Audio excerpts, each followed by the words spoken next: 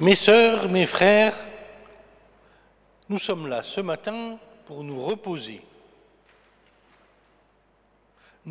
en Dieu. Peut-être que le réveil, comme le mien, a été laborieux ce matin. Peut-être que la semaine a été stressante ou au contraire ennuyeuse.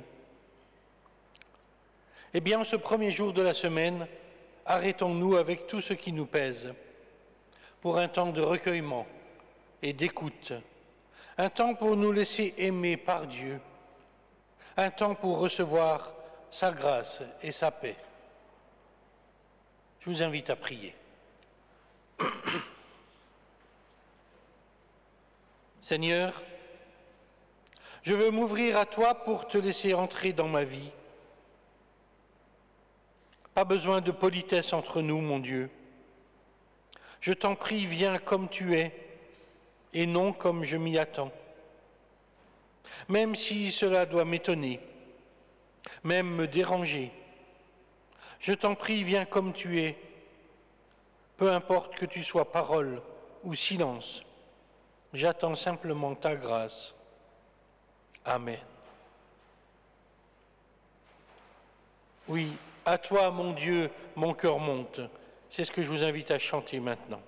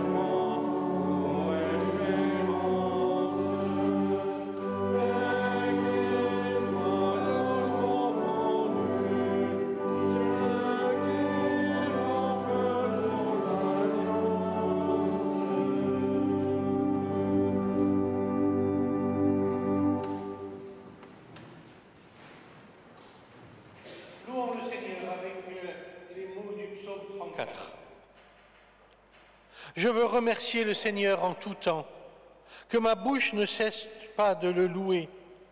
Le Seigneur est toute ma fierté. Vous les humbles, réjouissez-vous de m'entendre le louer.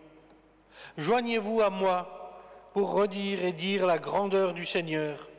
Ensemble, proclamons bien haut qui il est. Je me suis adressé au Seigneur et il m'a répondu. Il m'a délivré de toutes mes craintes. Ceux qui lèvent les yeux vers lui rayonnent de joie. La honte n'assombrit plus leur front. Voilà un pauvre qui a crié au secours, le Seigneur l'a entendu et l'a sauvé de tout ce qui l'angoissait. L'ange du Seigneur monte la garde autour des fidèles et les met hors du danger. Éprouvez et constatez combien le Seigneur est bon. Heureux l'homme qui a recours à lui. Vous qui appartenez au Seigneur, reconnaissez son autorité. Rien ne manque à ceux qui lui sont soumis. Les puissants ne sont pas à l'abri de la disette et de la faim, mais ceux qui s'adressent au Seigneur ne manquent d'aucun bien. Venez, mes enfants, écoutez-moi. Je vais vous apprendre à honorer le Seigneur. Si quelqu'un aime la vie et s'il désire vivre heureux, il doit se garder de médire, se garder de mentir, s'écarter du mal, pratiquer le bien et rechercher la paix avec persévérance. Le Seigneur garde les yeux sur les fidèles, prêts à entendre leur appel. Le Seigneur s'oppose à ceux qui font le mal afin d'éliminer leur nom du pays. Dès que les fidèles appellent au secours, le Seigneur entend et les délivre de toutes leurs angoisses. Il est proche de ceux qui ont le cœur brisé. Il sauve ceux qui ont l'esprit abattu. Le fidèle endure de nombreux maux, mais le Seigneur le délivre de tous. Il veille sur tous ses membres, les membres de son corps, pour qu'on ne lui brise aucun os. Le méchant mourra dans sa méchanceté, et ceux qui en veulent aux fidèles devront en subir la peine. Le Seigneur sauve la vie de ses serviteurs. Il n'y a pas de condamnation pour ceux qui ont recours à lui. Amen. Et je vous invite à unir nos voix pour louer le Seigneur avec le cantique 21-20, « Seigneur, rassemble-nous ».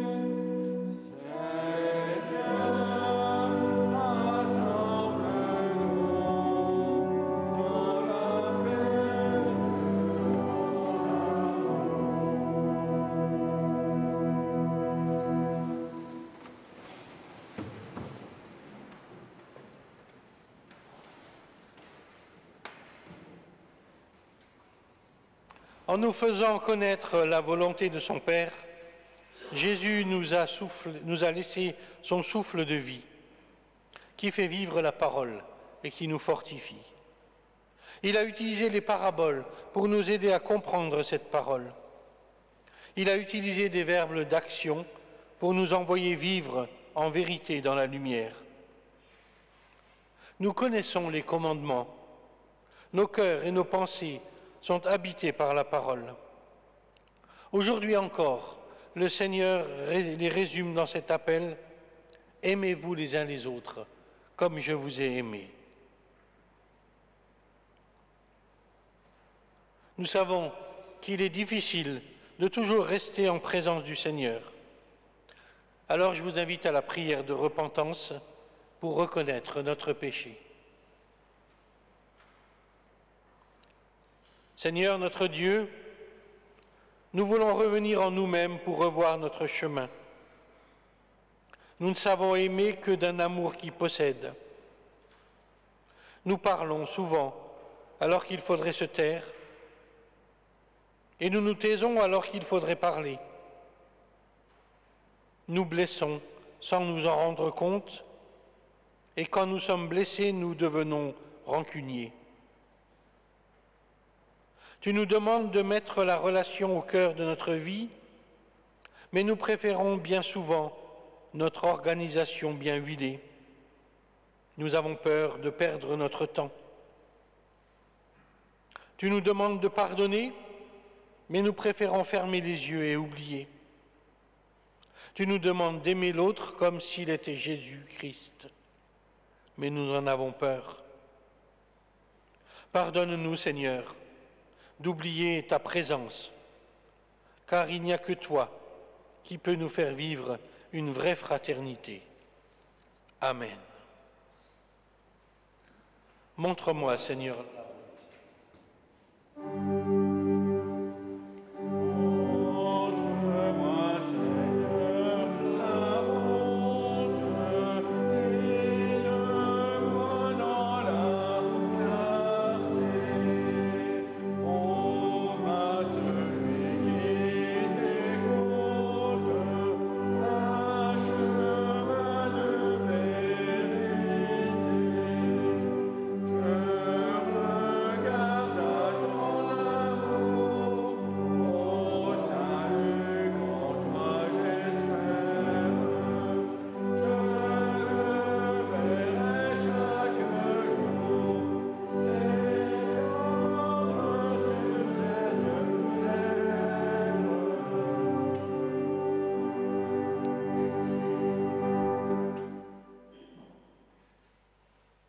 pour recevoir la parole de grâce et de pardon de la part du Seigneur, je vous invite à vous lever.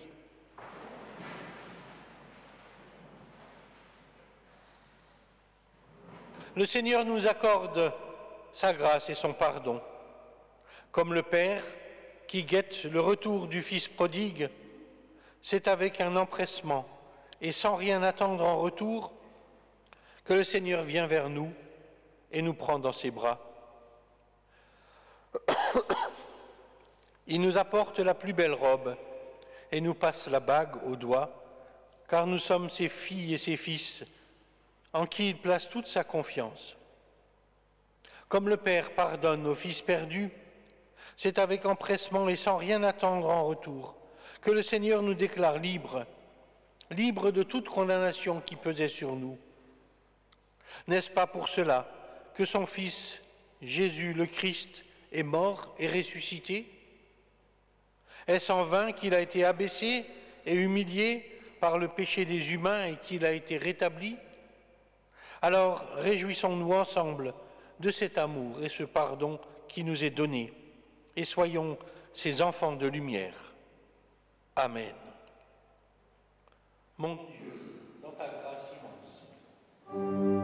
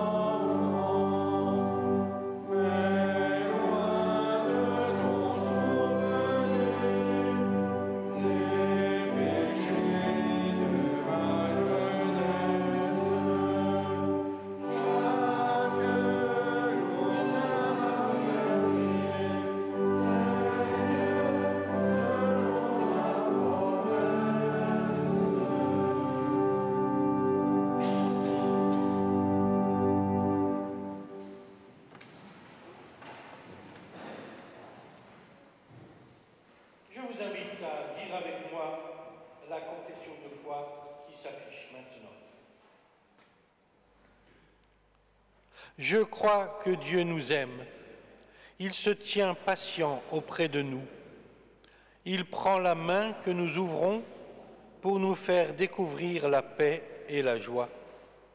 Il nous propose de vivre dans une identité renouvelée de filles et de fils à la suite de Jésus-Christ. Je crois que Jésus-Christ est venu incarner l'amour de Dieu. Cet amour a été donné par ses gestes et ses paroles à des femmes et des hommes qui nous rassemblent. Il a su se laisser porter par Dieu pour faire apparaître son royaume. Sa souffrance témoigne de la douleur de Dieu devant la souffrance humaine. Sa résurrection est la manifestation de la présence de Dieu dans toutes nos ténèbres. Je crois que l'Esprit Saint nous fait recevoir l'amour de Dieu, qu'il est à l'œuvre dans le monde aujourd'hui et qu'il met en route une multitude de femmes et d'hommes. Il nous fait reconnaître les signes du royaume donnés dès maintenant. Je crois que dans la communauté des croyants se transmet le rôle de veilleur pour dire et redire notre espérance au monde. Amen.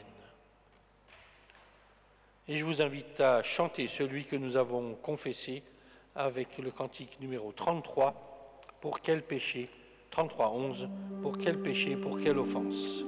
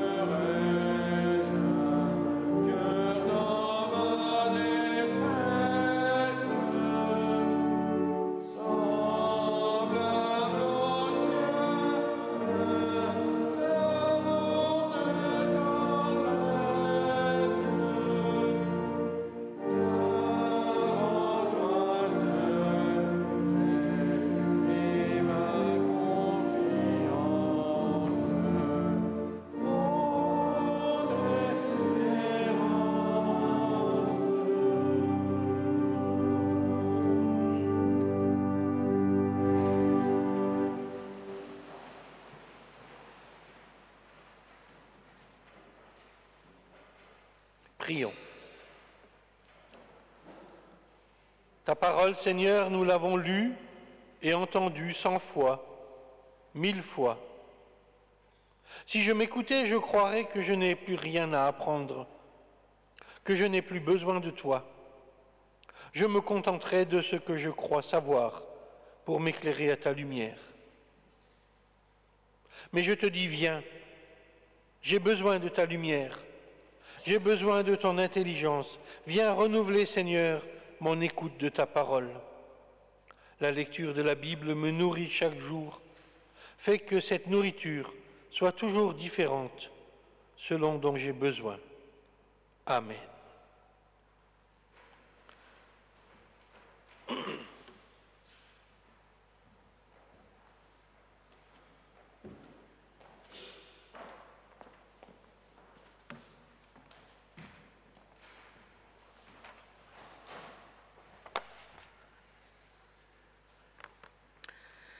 Nous lirons tout d'abord un texte dans l'Épître aux Éphésiens au chapitre 5.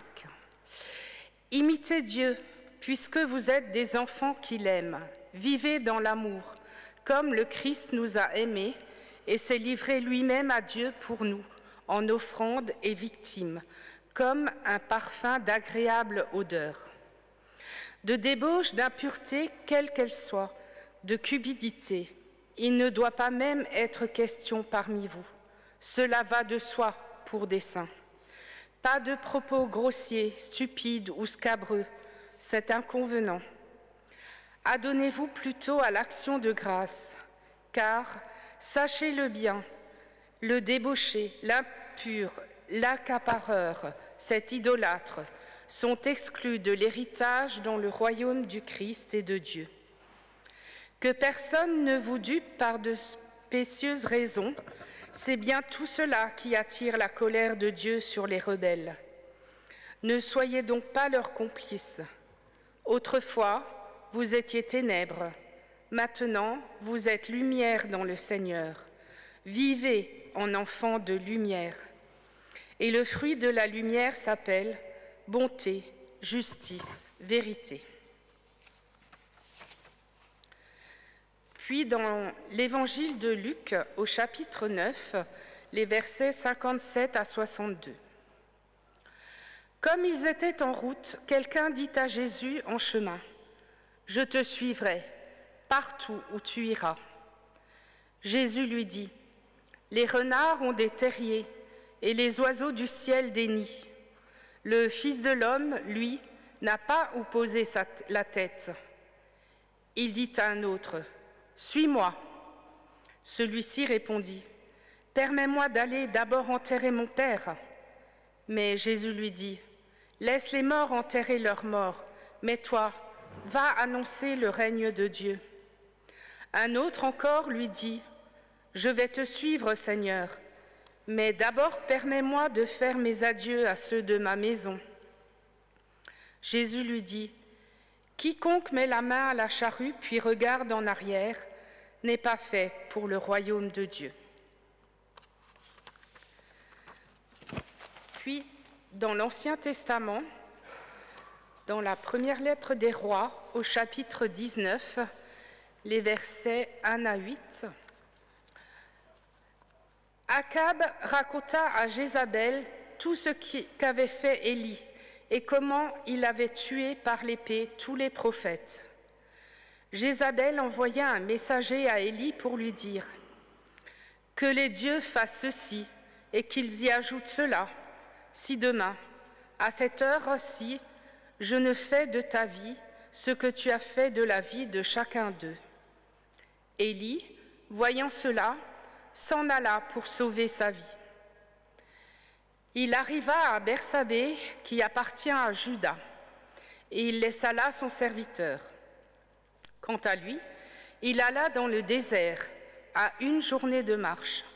Il s'assit sous un genêt et demanda la mort en disant « Cela suffit, maintenant Seigneur, prends ma vie, car je ne suis pas meilleur que mes pères. » Il se coucha et s'endormit sous un genêt. Soudain, un messager le toucha et lui dit « Lève-toi, mange. » Il regarda. Il y avait à côté de lui une galette cuite sur des pierres chaudes et une cruche d'eau. Il mangea et but, puis se recoucha. Le messager du Seigneur vint une seconde fois, le toucha et dit « Lève-toi, mange, car le chemin serait trop long pour toi. » Il se leva, mangea et but. Avec la force que lui donna cette nourriture, il marcha 40 jours et 40 nuits jusqu'à la montagne de Dieu, l'Horeb. Là-bas, il entra dans la grotte et y passa la nuit. Soudain, la parole du Seigneur lui parvint, qui lui disait « Que fais-tu ici, Élie ?» Il répondit « J'ai montré une passion jalouse pour le Seigneur, le Dieu des armées, car les Israélites ont abandonné ton alliance. Ils ont rasé tes autels, ils ont tué tes prophètes par l'épée. Moi, je suis resté, seul, et ils cherchent à me prendre la vie. » Il reprit, « Sors et tiens-toi dans la montagne devant le Seigneur. » Or le Seigneur passait. Un grand vent violent arrachait les montagnes et brisait les rochers devant le Seigneur. Le Seigneur n'était pas dans le vent. Après le vent, ce fut un tremblement de terre. Le Seigneur n'était pas dans le tremblement de terre. Après le tremblement de terre, un feu. Le Seigneur n'était pas dans le feu. Enfin, après le feu, un calme, une voix ténue. Quand Élie l'entendit, il s'enveloppa le visage de son manteau, sortit et se tint à l'entrée de la grotte.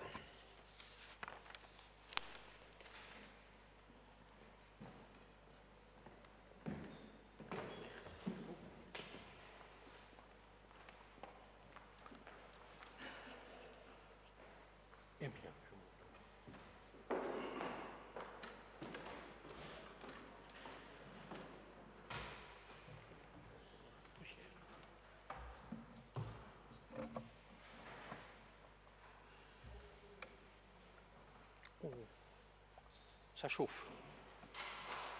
Élie, vous connaissez. Élie, un des personnages les plus étranges de la Bible. Il est très présent dans les rites et la foi du judaïsme, très présent aussi dans le Nouveau Testament. Un grand prophète dont le retour est attendu par les croyants déjà au temps de Jésus. Et ce personnage, comme vous l'avez pu le voir, se découvre dans le livre des rois. Un homme plein d'ardeur pour Dieu et pour son peuple.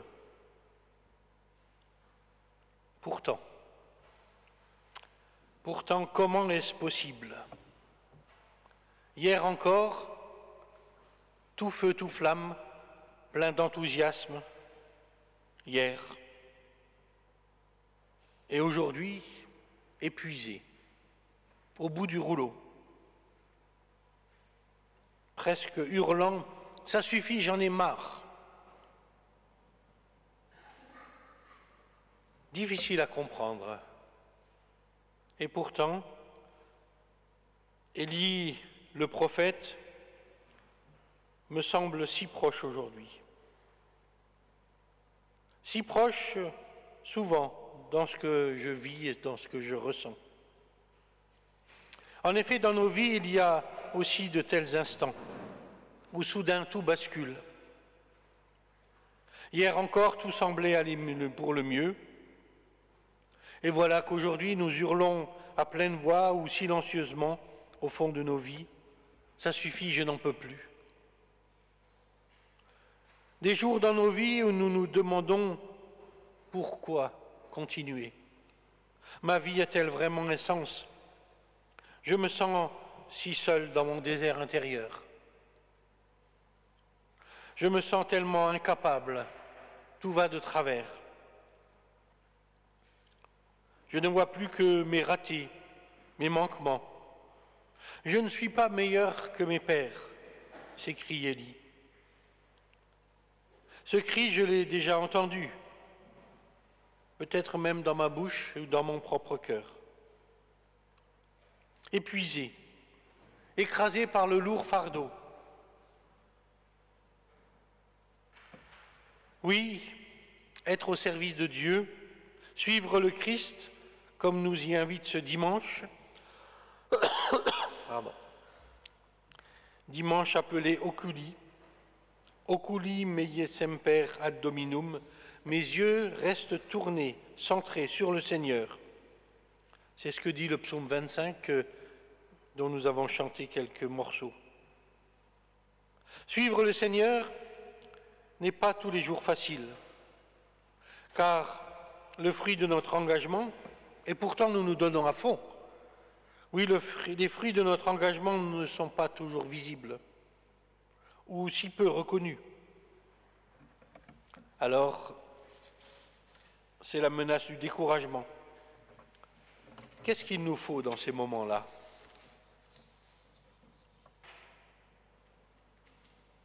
Eh bien, le texte de ce matin nous dit de dormir.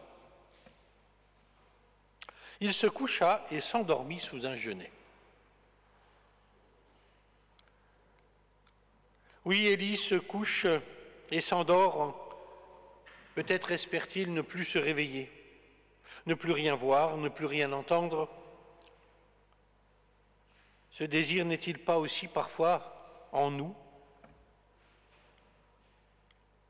Mais voilà qu'au milieu du désert, au milieu de son désespoir, au milieu de sa solitude, Dieu, au travers d'un ange, d'un envoyé, vient le visiter. L'ange le toucha, dit la traduction qui a été lue.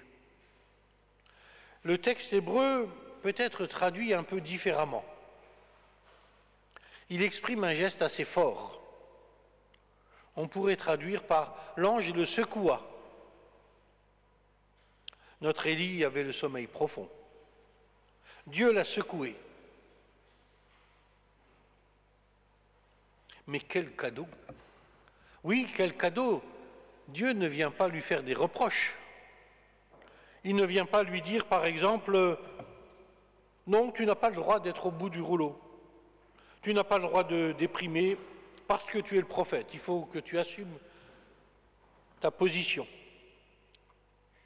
Eh bien non. Il vient pour lui donner de nouvelles forces, pour lui redonner l'appétit de la vie. Lève-toi et mange. En effet, comme il avait perdu l'appétit de la vie, les aliments eux-mêmes n'avaient plus ni goût ni saveur. Nous qui sommes ici aujourd'hui, nous qui avons connu des pertes d'appétit, nous pouvons nous sentir proches d'Élie, certainement. Dieu est venu nous surprendre et se pencher sur nous. En effet, nous avons eu des déserts dans nos vies, des visites inattendues, des anges qui, par leur présence et leur attention, nous ont un peu secoués et redonné goût à la vie. En l'invitant à se lever et à manger, Dieu veut lui montrer qu'il n'est pas indifférent à ce qu'il vit. Au contraire, il se soucie de lui. Il est touché par le désespoir de son serviteur, mais il n'accepte pas ses projets de mort. Il veut que Élie vive, et pour cela, eh bien, il doit manger et boire. Au menu, un gâteau cuit sur des pierres chauffées et une cruche d'eau. Un peu du pain sec et de l'eau. Le texte dira plus tard que Élie se contentera de ce repas frugal pour marcher 40 jours et 40 nuits. C'était bien nourrissant. Il mangea et but, puis se recoucha, nous dit le texte de ce matin. Élie se rendort, mais d'un sommeil différent. Non plus celui qui attend la mort, mais celui qui redonne des forces, un sommeil réparateur, un sommeil nécessaire et même vital pour se remettre debout et reprendre goût à la vie. Dieu le sait. Et c'est pourquoi il lui offre ce précieux cadeau du sommeil qui fortifie et qui guérit. Le sommeil réparateur comme une grâce de Dieu. Et le psalmiste nous le rappelle quand il dit « Le Seigneur en donne autant à ses bien-aimés pendant leur sommeil » au psaume 127. Quelle compassion de la part de Dieu, quel amour. Dieu veut notre guérison, notre salut. Il n'abandonne pas les siens quand ils sont en convalescence. C'est une réalité même en 2024. Mais s'il est un temps pour dormir, il est aussi un temps pour se réveiller, pour se relever, pour repartir sur la route de la vie. C'est pourquoi Dieu vient le visiter une seconde fois. Une seconde fois, il lui dit « Lève-toi, mange et bois ». Mais cette fois, il rajoute « Car le chemin est trop long pour toi ». Par ces quelques mots, Dieu lui annonce que sa vie n'est pas finie. Elle ne s'arrête pas aujourd'hui et ici. Non, il y aura un demain et un après-demain et bien plus encore. Il y aura encore un long chemin à parcourir. Dieu a encore des projets à vivre avec son serviteur. Et Élie, habité d'une nouvelle énergie, s'élance à nouveau sur ce chemin de la confiance à l'école de Dieu durant des jours et jusqu'au bout.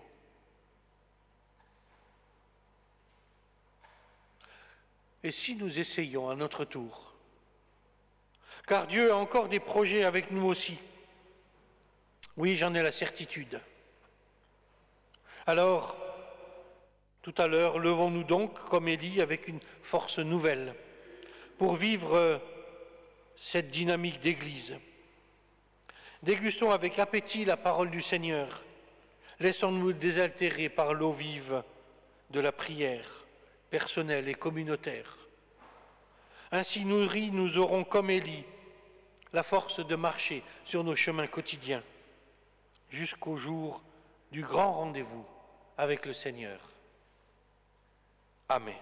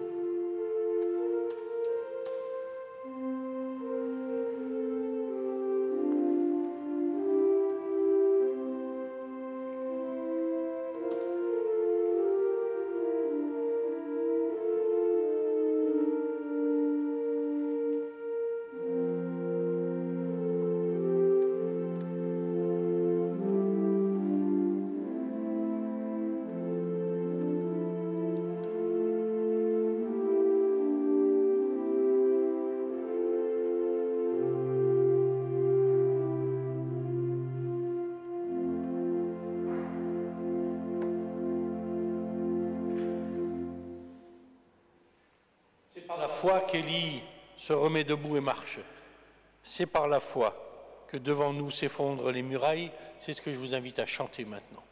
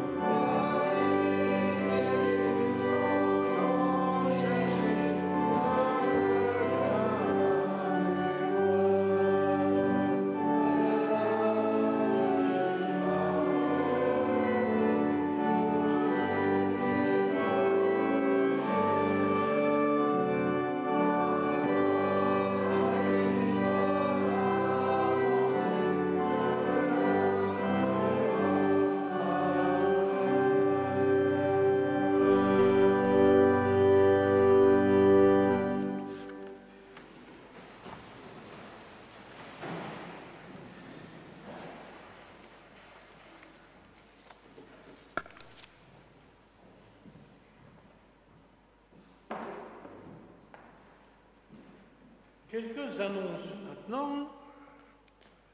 Tout d'abord, mardi, oui c'est ça, mardi 5 mars, aura lieu au cinéma Le Palace, en lien avec le Ciné-Club Écuménique, la projection du film Habemus Ciné. Donc dans le cadre d'Habemus Ciné, c'est le Festin de Babette, un superbe film. Je vous invite vraiment à aller voir cela. Le même jour, presque à la même heure, là c'est à 19h30, le même jour à 20h, à la maison diocésaine à la maison Teilhard de Chardin, aura lieu une conférence, une table ronde animée par Jean-Marie Wörling, le président de l'Institut du droit local, sur le thème « Le Concordat, perspective historique et actualité dans un contexte européen ». Ah, c'est moins engageant, un peu plus réflexif, hein, mais intéressant aussi. Hein. Les jardins de Pâques que vous avez pu apercevoir à l'entrée sont à commander jusqu'au 17 mars, à la sortie du culte, auprès d'Isabelle ou de Violette. Et la livraison de ces jardins de Pâques se fera lors du culte du Jeudi Saint et celui des rameaux. Alors vous avez sur la photo un exemple, vous les verrez aussi en sortant, au prix de 10 €. Le groupe de gospel se réunit tous les samedis matins maintenant de 9h30 à 13h30 à Terre-Nouvelle, et il cherche des messieurs, des basses et des ténors. Donc si le gospel, le chant gospel vous intéresse, les dames aussi, elles peuvent y aller, mais on est plutôt à la recherche de messieurs. Alors, les cultes à venir, c'est peut-être un peu écrit fin pour ceux qui sont plus loin. Donc dimanche prochain, 10 mars, culte ici à 10h. Le samedi 16 mars à 16h, il y aura une participation. Ce sera la messe à Sainte-Marie avec la prédication d'un de vos pasteurs. Dimanche 17 mars, ici à Saint-Martin, ce sera le culte et la prédication sera assurée par notre collègue, le prêtre Hervé Paradis-Murat de Sainte-Marie. Le dimanche 24 mars à 10h, ce sera la célébration des rameaux ici. Le jeudi 28 mars, jeudi saint à 20h, il y aura le culte ici animé par les catéchumènes. Le vendredi 29 mars, ce sera vendredi saint à 10h, culte au temple Saint-Étienne. Le dimanche 31 mars, ce sera Pâques, à 10h, culte à 10h au temple Saint-Étienne. Et puis on vous annonce déjà en avant-première, le dimanche 7 avril, il y aura un culte d'installation du Conseil commun de la dynamique, ici même à Saint-Martin, avec célébration de la Seine et suivi du repas agapé. Une belle journée en perspective.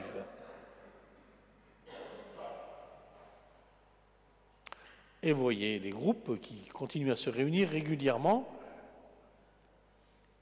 Et puis on s'arrête là pour les annonces.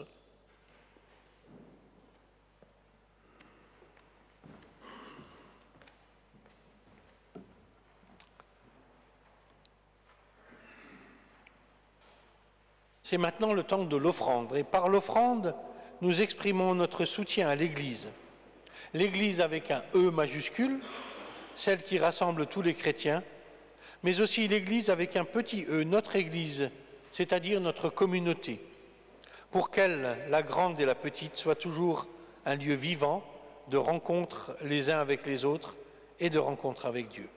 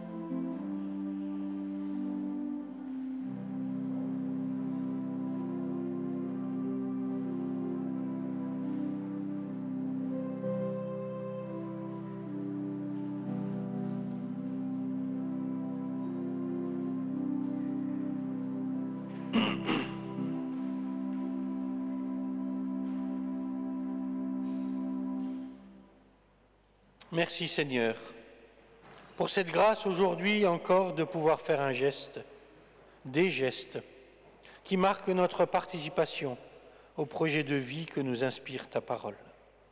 Amen. Prions encore. Merci Seigneur, parce que tu es à nos côtés. Tu donnes sens à notre communauté, à notre vie. Nous voulons croire que ton amour pour nous se manifeste concrètement. Nous voulons croire à des vies transformées, les nôtres.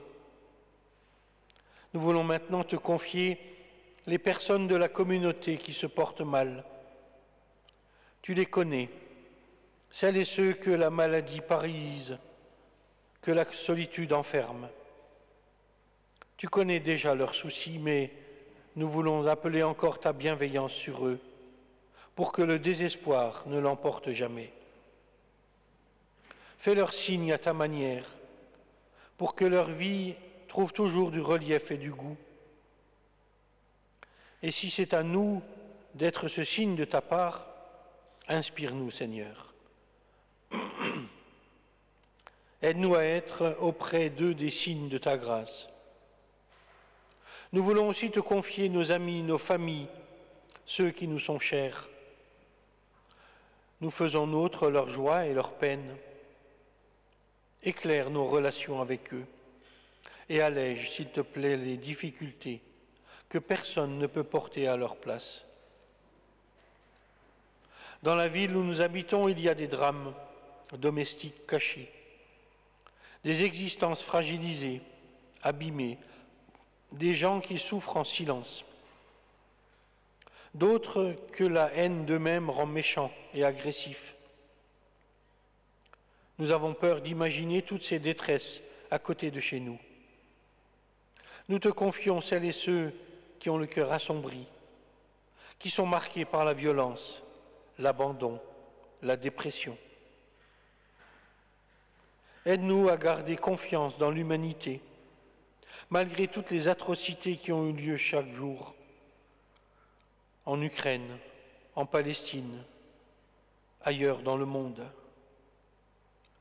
Viens agir au creux des cœurs pour qu'ils sentent ta présence et que ton amour reconstruise, enthousiasme ces femmes et ces hommes si lointains et si proches à la fois. Seigneur, que la vie soit un miracle. Nous avons confiance en toi.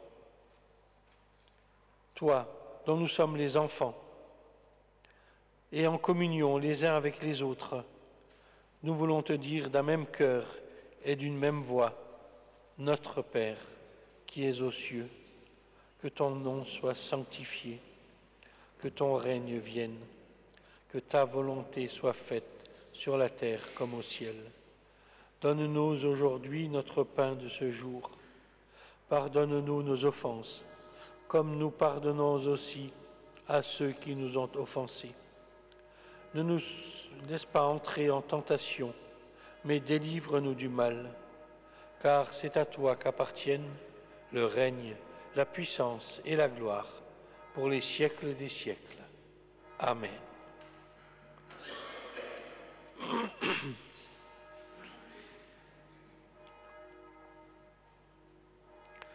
Et nous allons maintenant entrer dans la préparation au partage du repas du Seigneur. Voici ce que dit l'Amen, le témoin fidèle et véritable, l'auteur de la création de Dieu. Je connais tes œuvres. Tu n'es ni froid ni bouillant. Si seulement tu étais froid ou bouillant. Ainsi, parce que tu es tiède et que tu n'es ni froid ni bouillant, je vais te vomir de ma bouche. Parce que tu dis, je suis riche, je me suis enrichi, je n'ai besoin de rien.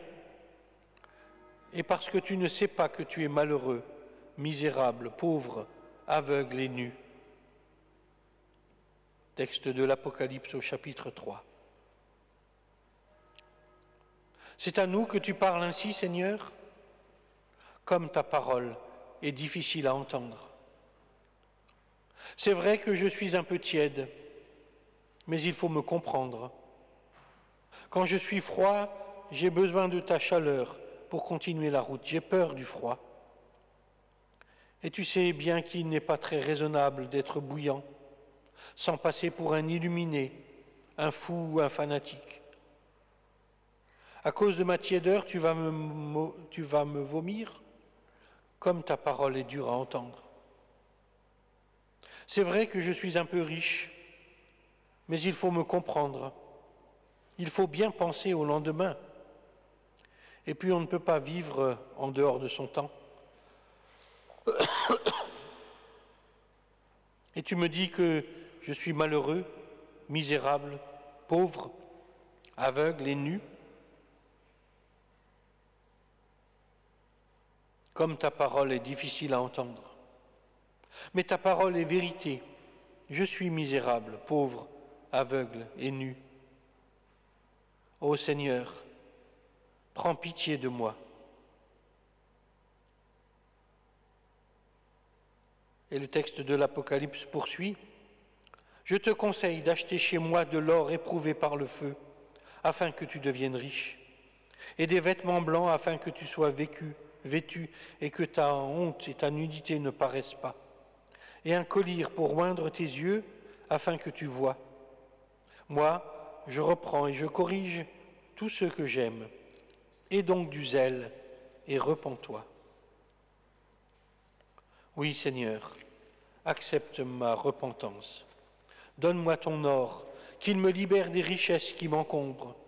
Donne-moi ton vêtement, qu'il m'habille pour la fête de ton repas.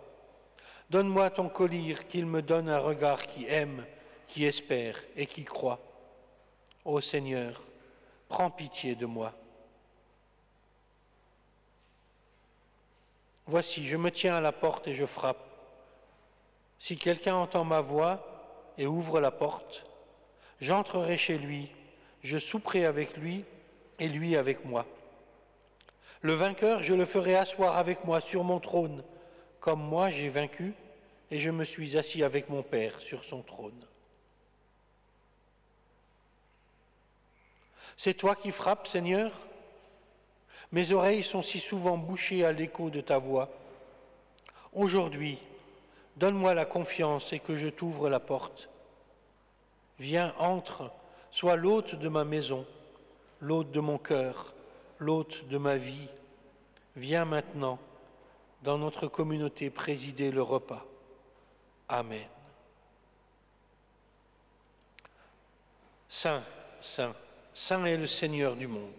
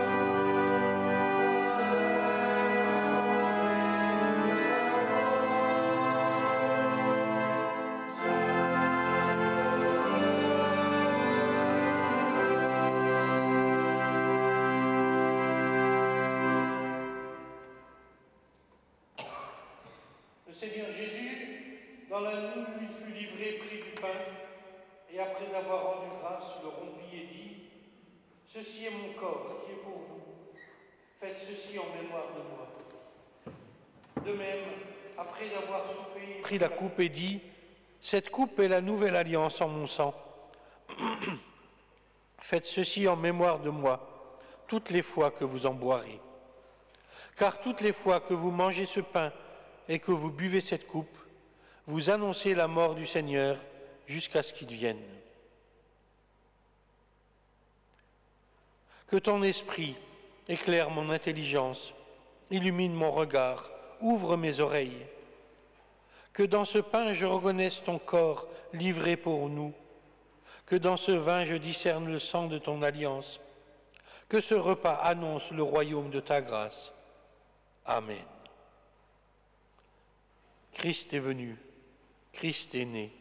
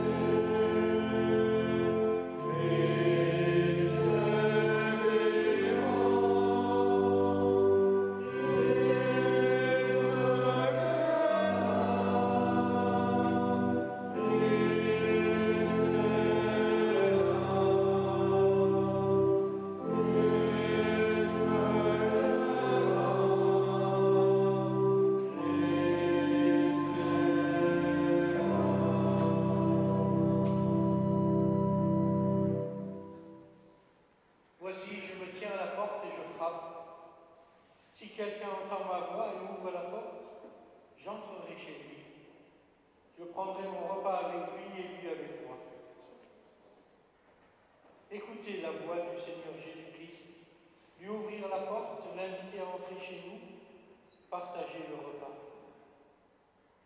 Vous qui aujourd'hui voulez répondre à son appel, venez maintenant, car tout est prêt.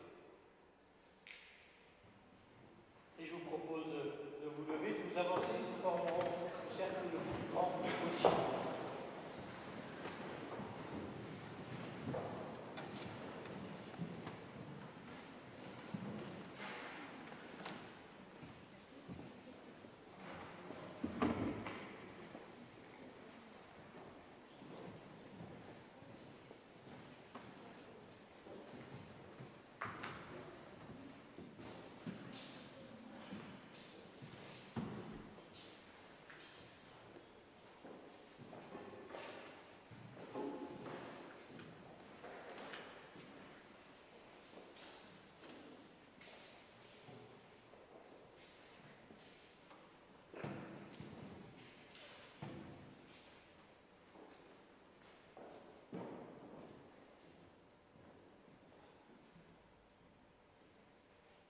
Ce pain partagé est communion au corps de notre Seigneur Jésus-Christ. Dans l'attente du royaume, partageons ce pain.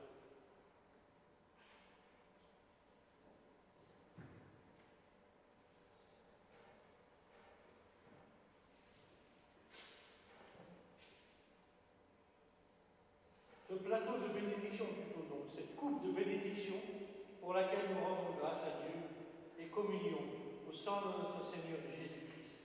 Dans la joie du royaume, partageons ce fruit de la vie.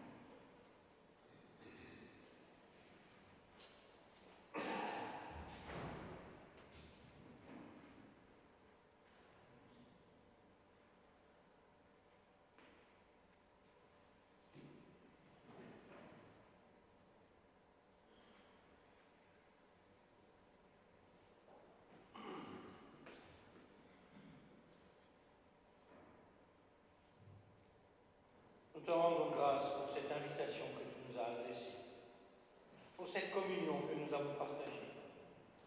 Pour ce repas, nous avons trouvé dans ce repas un or éprouvé par le feu qui vient combler notre quête de richesse. Nous te louons.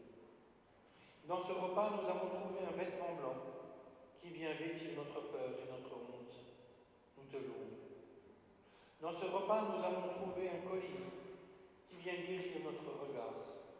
Nous te louons. Accorde-nous maintenant de savoir conserver et partager tout ce que nous avons reçu dans ce pain et ce vin, dans ce moment partagé ensemble. Amen. Je vous invite à regagner vos places.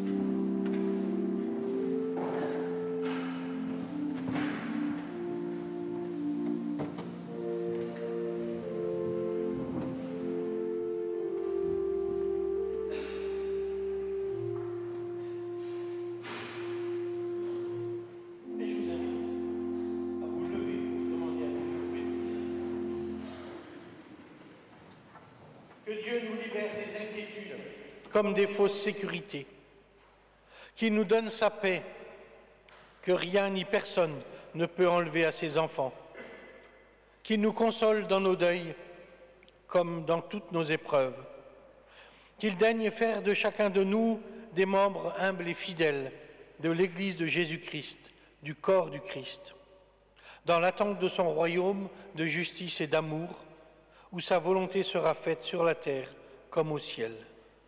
Amen. Et je vous invite à chanter le dernier cantique et ensuite à vous asseoir pour écouter le postlude. C'est un canon. On va déjà... Tu vas. À l'unisson.